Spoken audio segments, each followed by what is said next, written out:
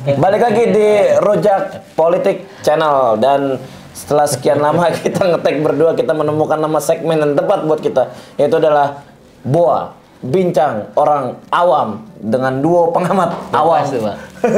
Dengan duo pengamat awam. Jadi, karena kita memang perspektif awam. Kalau orang-orang TV kan punya ini apa namanya? Pengamat politik, kebijakan publik. Kok kita awam? Pengamat awam. Awam. Karena kita belum pernah mengamati. Ya, karena kita memang sejatinya masyarakat biasa yang baca berita aja gitu loh. Tapi kita punya pandangan sendiri ya. Yang menurut kami bagus. Ya, masuk akal lah. Sekarang kita bahas apa nih? Kemarin sempat ada isu, ya ada berita nongol di gue itu adalah kuasa hukum Hasto Kristianto Febri diperiksa KPK. Diperiksa KPK ya? Ya, digeledah. Digeledah lah tempat kantornya itu PC Law Firm. PC Law Firm. Nah, ini menurut pengamat awam seperti apa ini?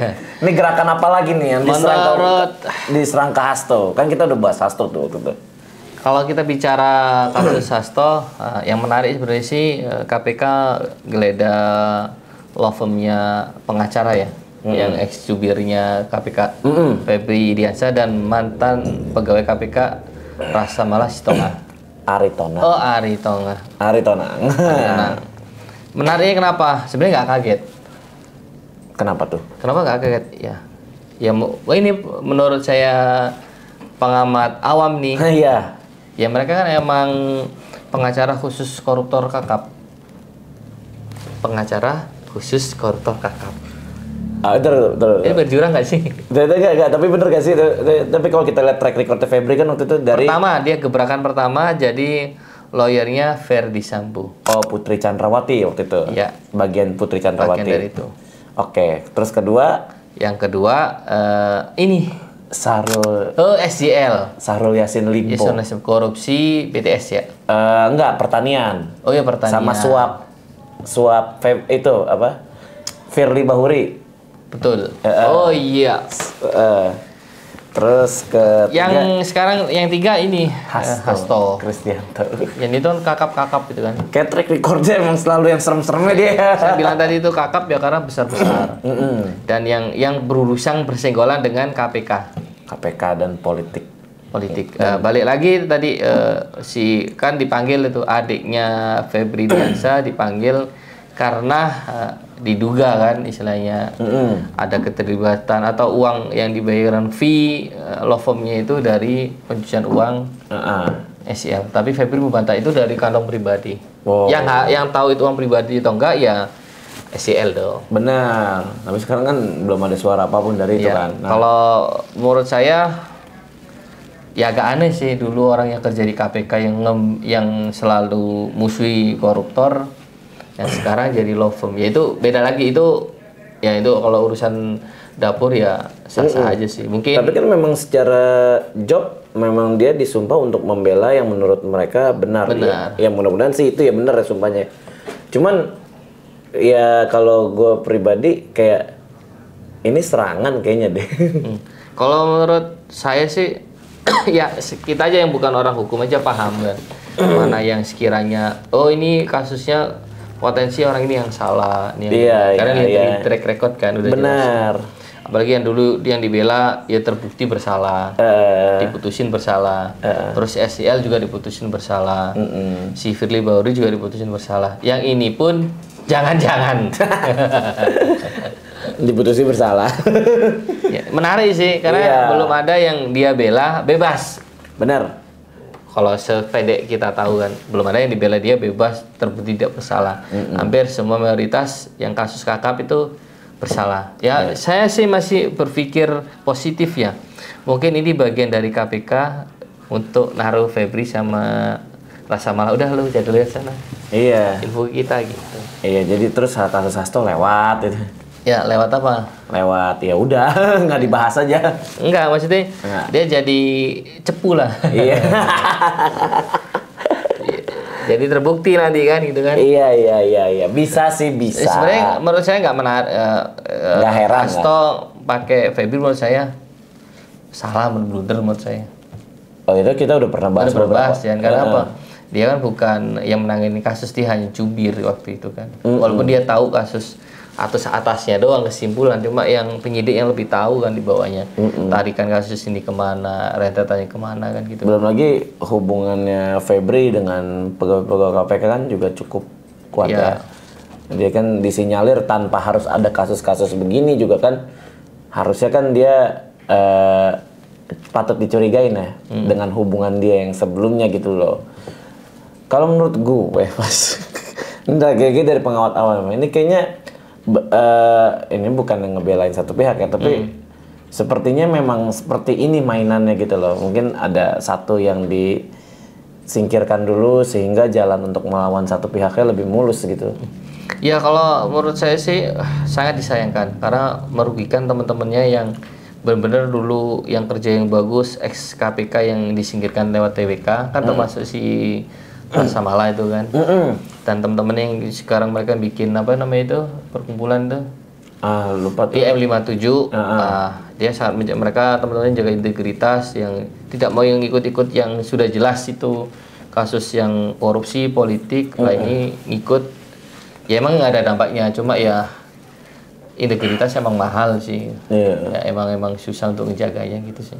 Kacau, cuman balik. Tapi kalau misalnya ke depannya kita lihat nih Mas, dengan ada kayak gini, apakah Hasto ini memang benar-benar akan terungkap kah? Kan satu tim integralnya kan cedera nih ibaratnya gitu. Kalau main bola istilahnya cedera lah. Disingkirkan dulu, kita tarik dia ke bahas yang lain gitu. Terus yang ini tetap berjalan kan sidangnya Hasto kan. Kalau menurut saya pengamat awam. Kita pengamat awam.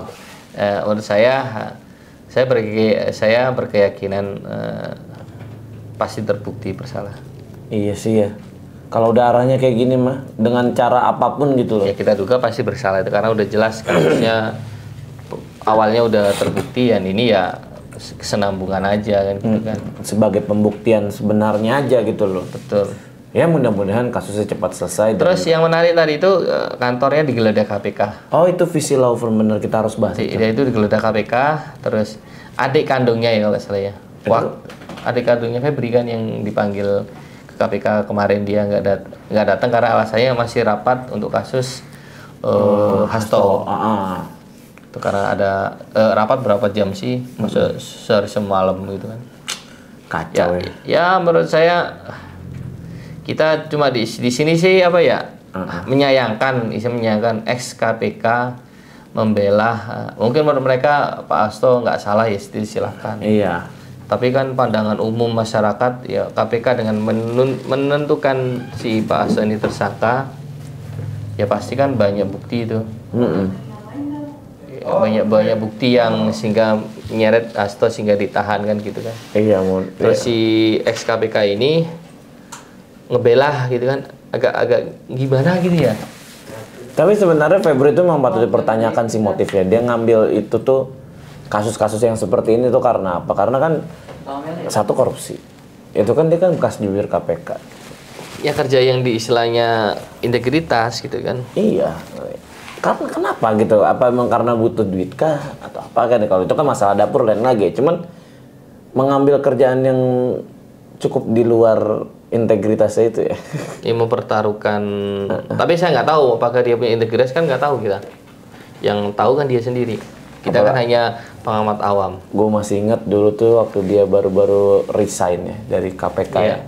Itu kan dia aktif banget gitu ya, ngomentarin segala kasus korupsi gitu. Kan dia selalu menjadi pengamat ya. Model-model kayak kalau sekarang mungkin lagi terkenalnya yang ex penyidik KPK apa? Yudi Purnomo Harahap. Yudi Purnomo Harahap. Dia kayak gitu juga tuh dulu, sempat kayak gitu kan. Ex juru bicara KPK atau siapa gitu kan. Tiba-tiba dia turning into pengacara gitu kan, dan pengacara ngambil kasusnya riskan. Dari situ lain kayak masyarakat tuh tidak menilai dia sebagai KPK sepertinya. Iya. Dan ya kalau saya ya sudah sih, mau dia belain koruptor atau apa ya sudah, itu kerjaan dia kan gitu kan.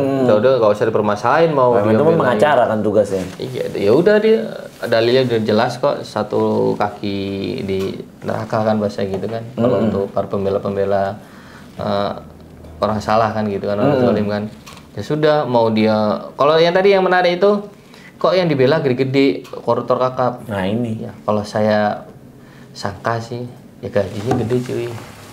Dibandingkan kasus-kasus receh, fee-nya itu kecil pastinya. Tapi kalau kasus besar, fee-nya besar dong. Tapi yang gue pernah dengar di lapangan Mas dulu, kadang-kadang orang tuh nggak ngincar kasus gede, itu buat fee-nya.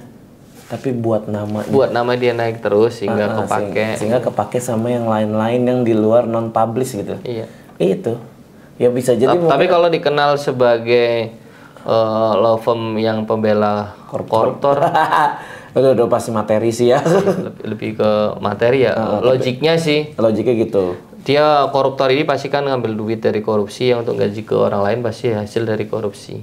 Sebesar apa sih gaji seorang yang dibela itu dengan fee yang dia dapetin ketika dia ngebelanya kan gitu kan, agak nggak sinkron aja kan gitu kan. Ya tapi mudah-mudahan sih. Ya itu balik lagi ke hati nurani. Benar. Mudah-mudahan Ya. sih itu memang dia. Ya sudah, dia biarin aja menurut saya. Udah biarin aja, dia mau jadi lawyer di Hasto, jadi lawyer para koruptor, ya sudah ya nafsi-nafsi dia bakalan dihisap dengan perbuatan dia. Aduh. Jatuh banget kita ke Jadi edisi Ramadan. Jadi kita masih bulan puasa ini. Aduh, suara gue sampai serak banget. Karena ini suasana Ramadan, ya sudah dia dihisap dengan apa yang dia lakukan, dan orang-orang yang membela kebenaran itu akan dihisap dengan dengan perilaku mereka itu kan. Ya sepinter-pinternya orang untuk balik lagi itu keberkahan ya. Uang kalau nggak berkah itu beda lah, pasti arahnya keburukan. Tapi mudah-mudahan dia benar-benar menjalani memang karena hati nurani ya. Karena kan pengacara tuh disumpah paling pertama adalah kamu harus membela dengan hati nurani. Itu kan kerjaan yang kayak gini kan seperti wartawan gitu kan. Juga sama gitu, kita tidak hanya mengejar headline atau gimana, tapi kan kita juga harus bekerja sebagai hati nurani kita ya. Seperti kita gini, pengamat awam gitu kan. Ya kalau memang kita merasa kita ini emang harus dikomentarin, kenapa enggak gitu loh. Jadi Febri aman nggak nih kira-kira? Febri, kalau saya adiknya nggak aman. Kenapa tuh ya? Tapi karena ada yang diperiksa ya? Adiknya yang diperiksa. Iya, si Fatroni. Ya menurut saya ya. Iya, nggak mungkin awam, nggak apa-apa. Apa-apa awam. Awam kita kan menduga. Menduga. Walaupun dapat bocoran. Ya, dikit. Ya, tapi kayaknya itu kalau KPK udah manggil orang pasti ada sesuatu, dan mereka udah punya apa yang akan ditanyain, sejauh mana apa yang dikorek dari yang dipanggil itu pastinya. Terakhir mungkin untuk kita kan masih berjalan nih sidang Hasto ya. Menurut pengawat awam, tebak-tebakan hukuman yuk. Tapi menarik. Boleh. Kalau gue kayaknya nggak nyampe 20 tahun ya, mungkin 10 tahun lah. Sama si Pak Hasto. 5-10 tahun lah. Kalau saya sih di atas 5 sih. Ya 5-10 tahun, tapi nggak lebih dari 10 tahun gitu loh kalau dia.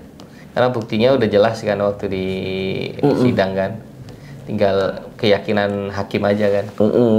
Dan juga kan tinggal pembuktiannya aja kan. Pembuktian ahli itu kan. Iya. Nggak panjang karena udah ada kasus yang sebelumnya udah diputus kan. Iya, udah tinggal ngebacain sisanya. Tinggal ngebacain sisanya kan udah terbukti kan. Benar, ini kan sebenarnya kayak tersangka baru aja. Ya menurut saya ya itu terserah Pak Hasto mau nunjuk siapa. Terus Pak Hasto itu bilang koar-koar menyudutkan KPK Jokowi, itu sangat nyanyi kemana-mana kan. Yang sempat direspon sama Pak Jokowi kan. Iya. Yang buktikan saja. Buktikan saja kan. Buktikan saja. Nah. Pak Hasto lupa itu. Pak Jokowi punya anak wapres. Iya. Dan ibaratnya kan berarti kan keluarga masih menjabat gitu. Keluarga masih di istana cuy. Iya. Beda aja istilahnya nyebrang ke depan. Tapi gue agak sedikit penasaran. Mungkin bisa menjadi pembahasan kita ke depannya mungkin kalau udah ada ya. Kemanakah video yang dia bilang katanya dia mau ngungkap fakta-fakta? Ya itu kan pernah saya sampaikan di sini.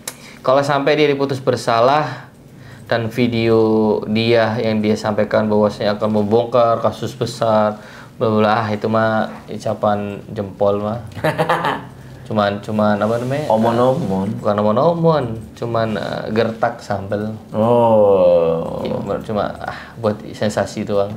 Kalau sampai dia diputus bersalah terus video itu tidak ada, itu udah ada ya. malah yang membenarkan Pak Jokowi jadi ya nggak bersalah kan gitu kan. Itu dia. Lu yang salah nih. Lu cuma salah nyari kesalahan orang lain tapi nggak ada. Di framing jatuhnya kan. Iya benar. Oke, sampai jumpa di episode-episode selanjutnya Di program Bincang Orang Awam. Oh iya benar. Karena kami bebas berpendapat. Dan kami obrolan kami ini ya semua didasari praduga tidak bersalah. Dan kita memang awam. Dan kita memang awam dan boleh untuk berbicara. Ya, dadah. Dadah.